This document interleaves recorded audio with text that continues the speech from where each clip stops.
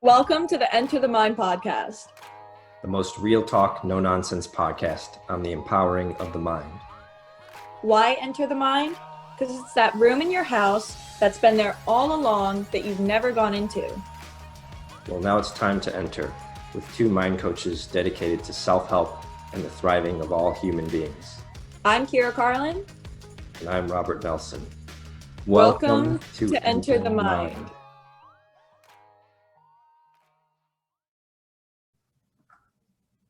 In this week's episode, we'll be talking about insecurities. Before we get to that, Kyra, how's it going this week? It's going really good. What about you? That's good to hear. Yeah, it's going well too. One day at a time, but a little bit better each day than the day before, I would say. Good. That's the approach. So the reason I wanted to talk about insecurities, I think that it has come up in my daily life, I suppose. Just nothing huge and monumental, just here and there. I think I'm noticing it in my interactions, not just my own insecurities, but also those of others. But I think the word has come up a lot in our podcast, and we have to really understand it thoroughly. I don't feel like I have a thorough sort of mind coach level understanding of insecurities. And so that's what I wanted to explore today and see what we can uncover by putting our heads together. So why don't we start off with just the question of what is an insecurity? How would you even begin to answer that? What is an insecurity? Something that you're not sure about. Okay. Is it something that you're not sure about that is limiting in some way? Does it have to be limiting? Could it be you're unsure if you're like, well, if you're unsure if you're like very popular, then I guess that is a doubt. That is a form of self-doubt, right? Yeah, but I think insecurity comes from not trusting yourself.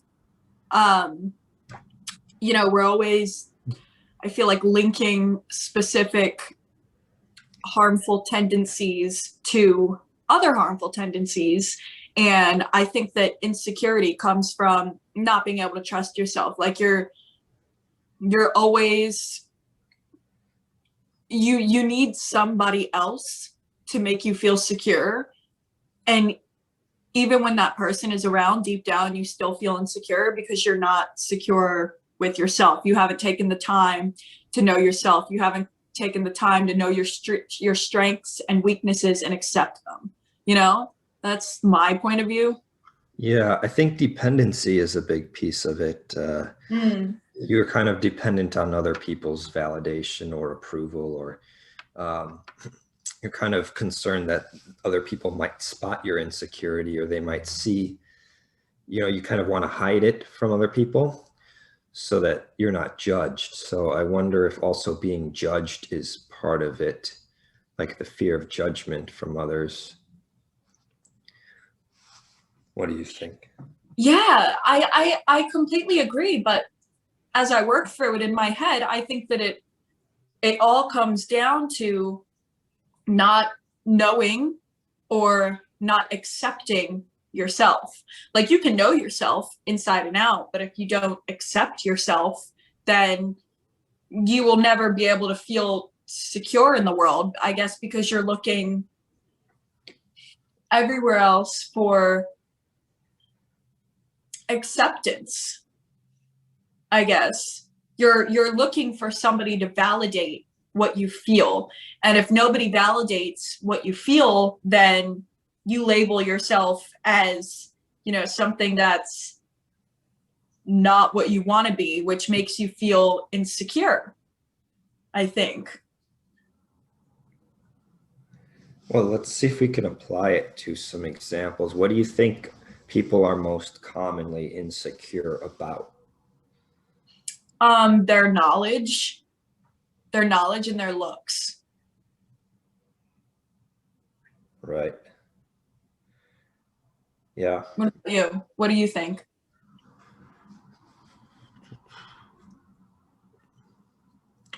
What are people insecure about?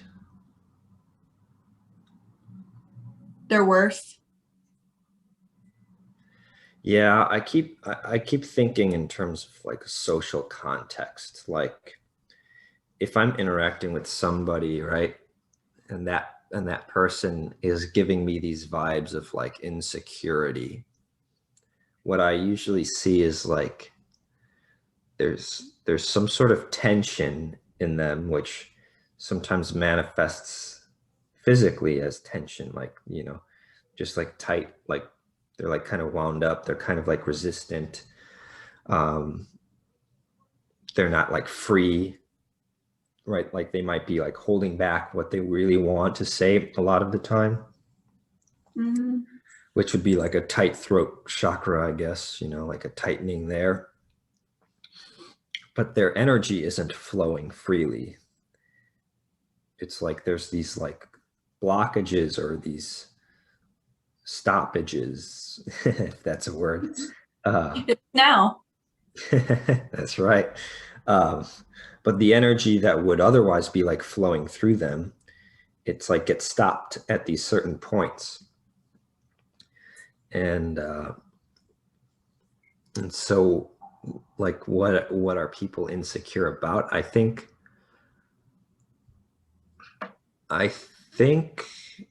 about being, I just see a lot of insecurity about being like accepted by other people, versus being rejected or shunned or um, that sort of a thing. I don't know if that even counts as an insecurity, does it? Like fear of rejection from others? Fear of rejection from others as an insecurity. I'm not sure if that would be entirely an insecurity, but more of something that could lead to an insecurity if you took it the wrong way. Because when you were speaking, this arose in my head, and I was thinking, you know, we've talked about this before, right? And it's like, say you're at a party or a networking event and you come up and you're like, my thong is so fucking far up my ass. Shit. Like, I don't know, you know? And that person looks at you and they're like, thanks for sharing, you know? And, but it's not like in a nice way, you know? So then you're like, then you could walk away, but the chances of you going up to somebody else and being like, well, my thong is so far up my ass, you know, it could be lower if you take that one person who didn't like it and, you know, kind of accept it into the way that life works. So it's like, if you did accept that into the way that life works, then it's possible that you could then feel insecure about that part of yourself and you may not want to express it, which is maybe what you were talking about, like when you're talking to somebody and they kind of tighten up because maybe they're about to flow freely and say like, oh, like my fucking thong is so far up my ass, but they stop themselves because they don't want you to judge them. And I'm wondering if that could possibly, that specific sentence right there could lead to, you know, feeling insecure about that part of yourself. What a funny example. It's something that most people, not most people, but some people, you know, wouldn't take kindly to. Right. Yeah. People would respond with the thanks for sharing, you know, TMI sort of right response. Um, That one's interesting. Yeah, so I want to come back. Go ahead. Yeah. Yeah. I see what you're saying now. And I think that that's it, because it's like people can be insecure in relationships because they've gone through so many bad relationships and they've never been enough for the man that they're with. And then that causes them to be insecure in relationships, you know, or like friendships, they're insecure in friendships, but it leads into something else. And I lost it, but I see what you're saying. I think that fear of like rejection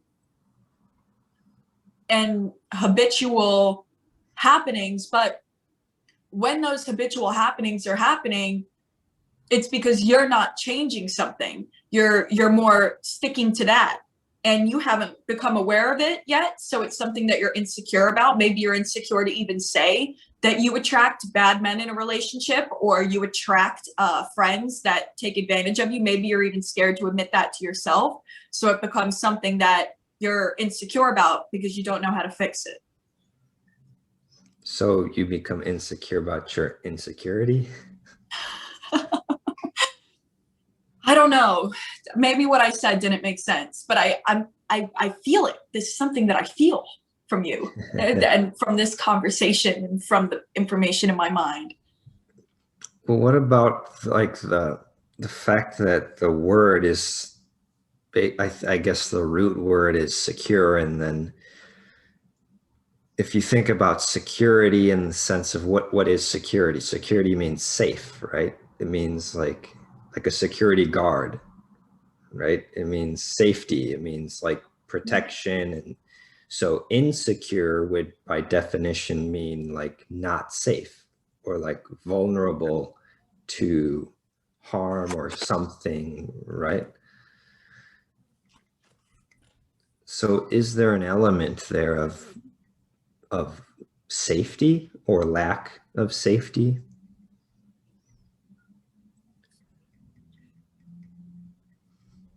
It's really interesting because when people venture off into new worlds, like but the ego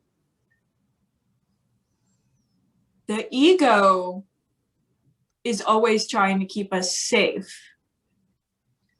But safety,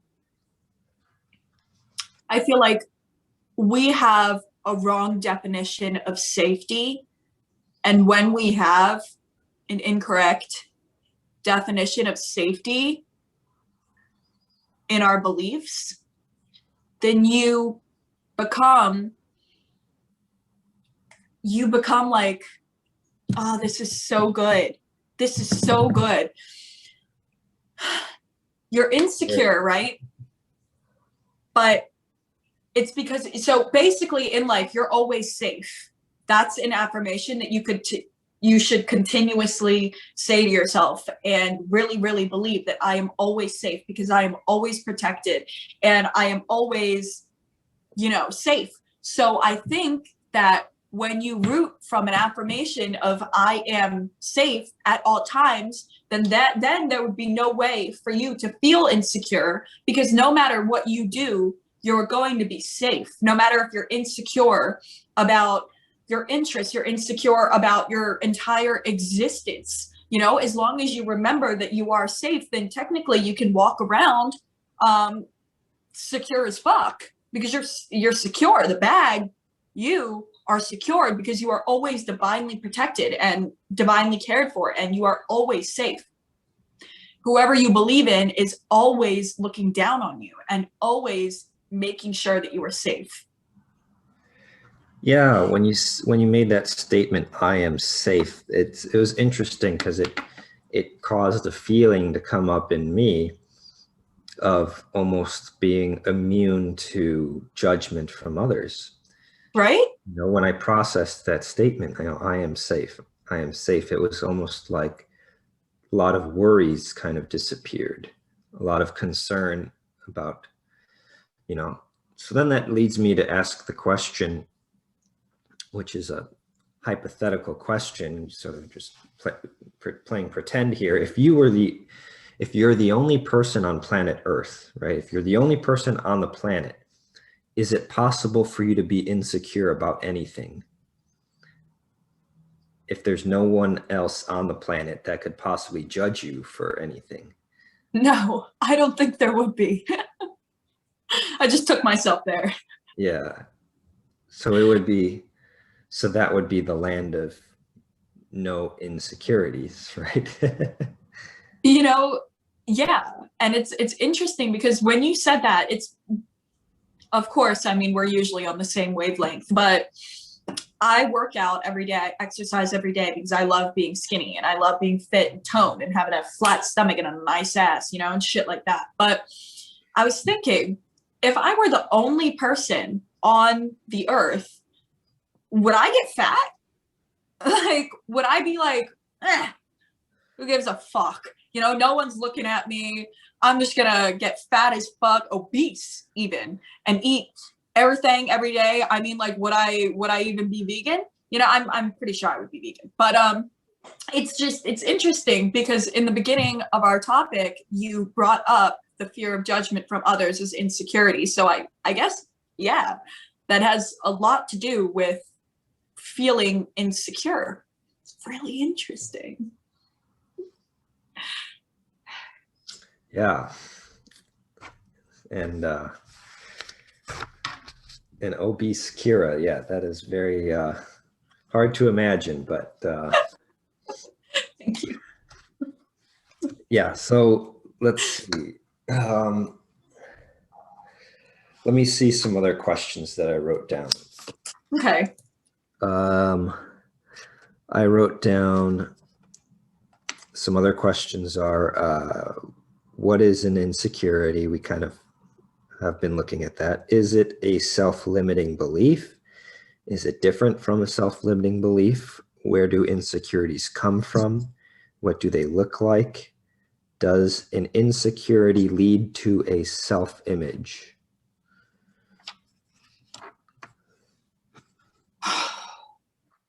You want to answer one first? Well, like one thing I can think of growing up, you know, I grew up in a suburb of Chicago, right? That, you know, a lot of kids had a lot of money, right? It was a pretty well-off suburb. I didn't have as much money as them, and I always felt sort of out of the cool crowd, you know. And even with like the clothes that I would wear, you know, they weren't the Abercrombie and Fitch, you know, $100 t-shirts that the other kids would wear, right? I was wearing like very simple clothes that would be like an $8 t-shirt or something, right? And I guess you could call that an insecurity, because I wondered if it made me sort of, I wondered like why I felt excluded, or why, you know, what I knew at that age, you know, being young and not knowing a whole lot, is I knew that they had like nicer stuff and their families seemed to have more money. But I do remember feeling like insecure about like, oh, the quality of my clothes or the brand of the clothes that I'm wearing, and feeling like, oh, it puts me in this lower caste or something. So that would be an insecurity. So that's why I wrote that question of, does it lead to a self-image? Because I can see how someone in that situation could then grow up and, or actually adopt, they could even adopt that mentality of like, oh, I'm not a rich person. And then it becomes, they adopt it as their whole self-image, unnecessarily, of course. But that gets pretty wild, because we've talked in past episodes about sort of the importance of your view of how others view you, and if you really want to change yourself, to get around people who view you differently, or to somehow change the way you think about that. And it's like this self-image thing, or this almost this expectation of like, I think this is how people view me, almost puts us on different roads in life. And that one idea, or that one self-concept or self-image or whatever, carries us down all these different roads. Do you see what I mean? Yes. I found so many points in everything that you just said. It's so great, because I remember as well in school, I didn't always have like Abercrombie, you know, or like Hollister and stuff like that. And I think it's because when we're young, we don't, not every parent teaches their kid that that wealth is not just money, that wealth is, you know, a wealth of happiness, a wealth of self-esteem, a wealth of self-worth, a wealth of focus, a wealth of consistency, you know, a wealth of money. So I think that when we're younger, we don't entirely understand that wealth is so many different things. And I remember feeling insecure as well, because all these kids at school like wore all these nice clothes and had super nice houses that they could invite their friends over to, and their parents would make them dinner, and their parents would give them money all the time. And I never had that. So I was like, fuck, like, what am I, like this poor kid? Like, what is going on here? I feel so insecure about myself, right? But I think it also has to do with the way that those kids viewed money as well, viewed wealth as well. You know, maybe they were like, well, I have money, which means I'm wealthy. And if you don't, then I'm going to view you a specific way. So I think that it kind of goes both ways. Like, you need to feel something in order for them to feel something. And then when they feel something, it reinforces whatever you thought. So, you know, being secure about those things. There was something else that I wanted to say, and it was towards the end of what you were saying. And so all of the different roads that you can go down, that means that you're basing who you are off of how other people view you. And I think that that's a limiting belief, but I think that it's a limiting belief that, once again, something that we didn't entirely know when we were young. And now that we know now, it's totally fine, because, you know, we know that whatever you think of me, it doesn't pertain to me. But then again, you know, if you go everywhere, every single place, and every single person thinks that you're a poor loser who ain't got shit going for themselves, listen, that's probably got a little something to do with you. You know, if every person is thinking that, it's got something to do with you, and you should change how you feel about yourself inside. But if you're going somewhere and, you know, 3 or 4 people look at you like you're fucking batshit crazy and are thinking bad things about you, but there's another group of people who are successful and happy and wealthy in all areas, and they're like, I love you. I love your energy. I think you're great. You know, then obviously those people there, they're just not your people, you know? So there's no reason to feel insecure about people who aren't your kind of people. They're not your people. They don't like you. Who gives a fuck? They're not your people, because your people are the people that matter, you know? Yeah. So much on this topic. We need like a bell or a gong or something that like to celebrate insights, you know? Yes. It's like we just hit on something. sound effects board. We need a sound effects board. We do. Yeah, as you were talking, I was getting this idea that really insecurity is, maybe it's the biggest block to personal development.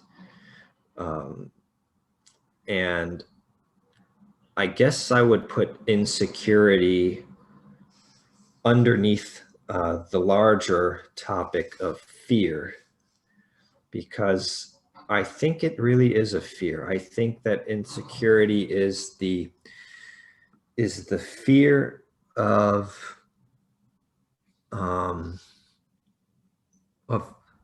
not fitting in with the tribe, because as we all know, the mind is a product of evolution, and a very one way of thinking that was advantageous in history was that we have to be part of the tribe. We have to find our role in the tribe. We have to be liked by the tribe. We have to be accepted by the tribe. Because the people in history millions of years ago, that were like, all right, screw y'all, I'm going to do my own thing.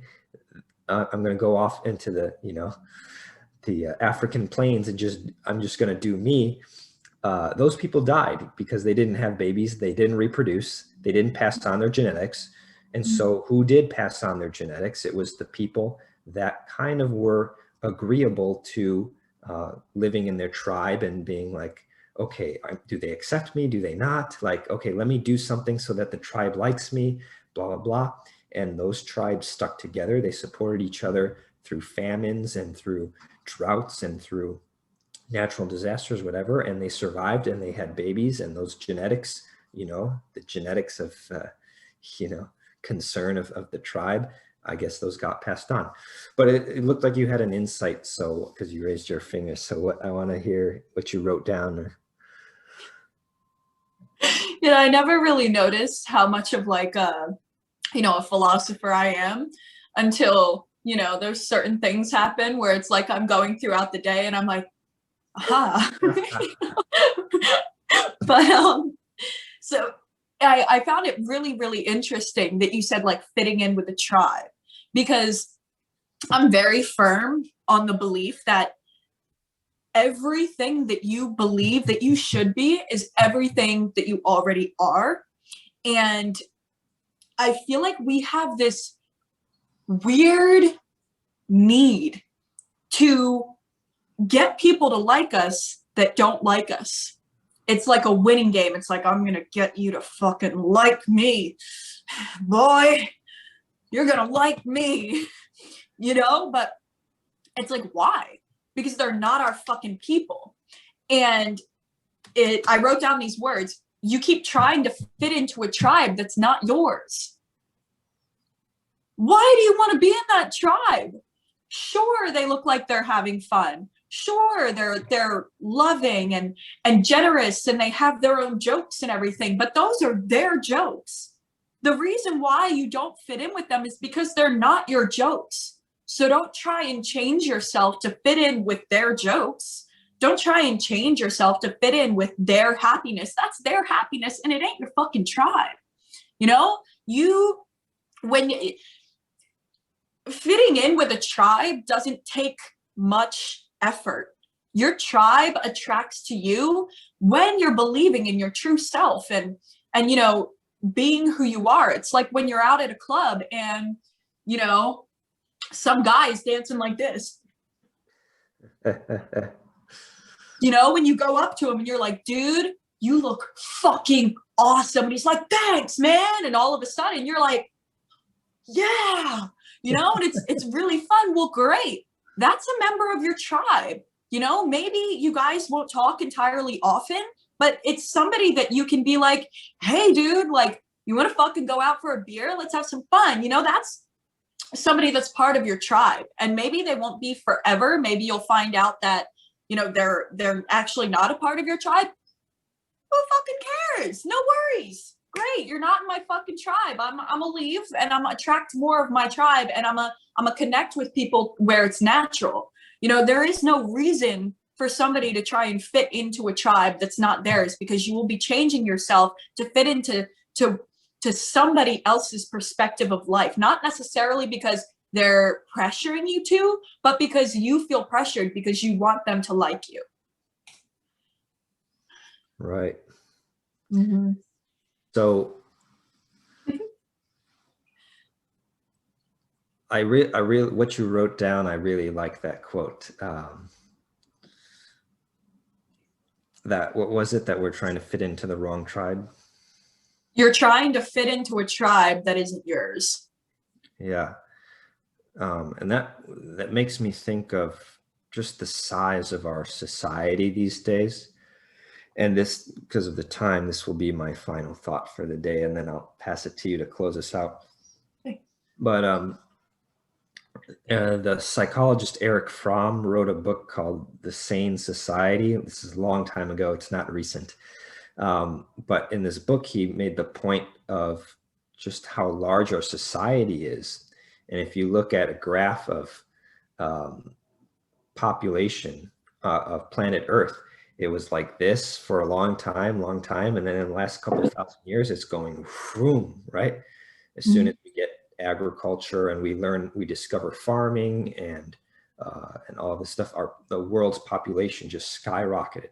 But for the bulk of history, we were living in these small groups of 100 people, 150 people is the number that most like evolutionary psychologists think is how many people we lived around. So imagine your little tribe of 150 people. Mm-hmm. Then all of a sudden we discover all this technology.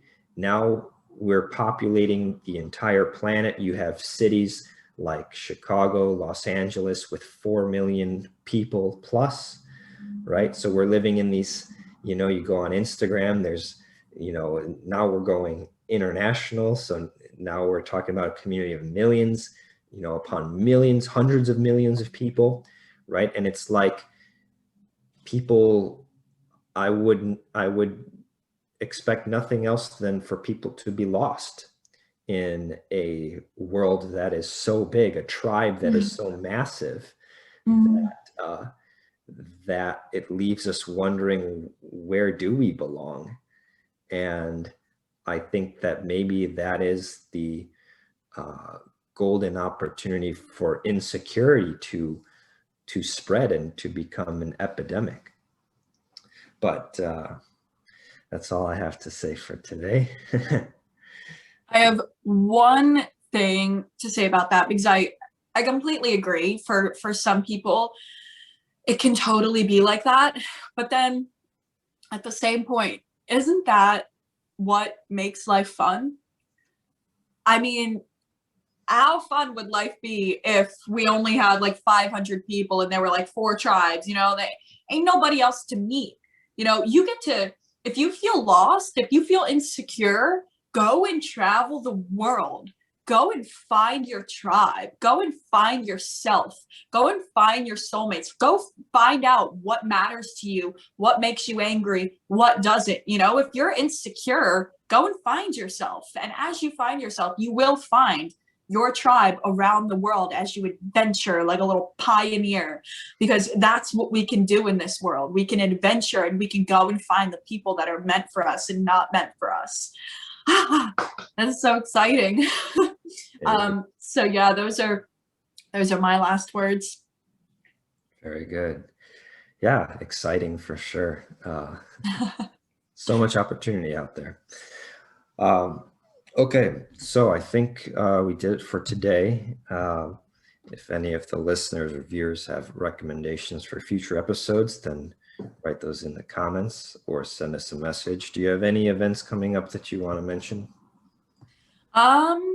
No, I don't, but I actually changed my name on Instagram. I am now Soul Designed Future. So yeah, you can go ahead and follow me on Instagram and check out my 6-month course, long-term, and you can enroll now. It starts on March 25th. Right on. I saw that. Yeah. So no more Try Tragedy. It's now called Soul Designed Future. Yes. Okay. Gotcha. Perfect. And I'm not sure what I have coming up. I'm planning something, but it's not quite decided yet, so I won't announce it. But stay tuned to the Existence First Instagram and YouTube, and we'll go from there. As always, if you have listened to this and you think that somebody might need it or somebody might appreciate it, please send it to them, because you never know whose life you can change with just one podcast or video or share. Very good point. All right. See you all next week.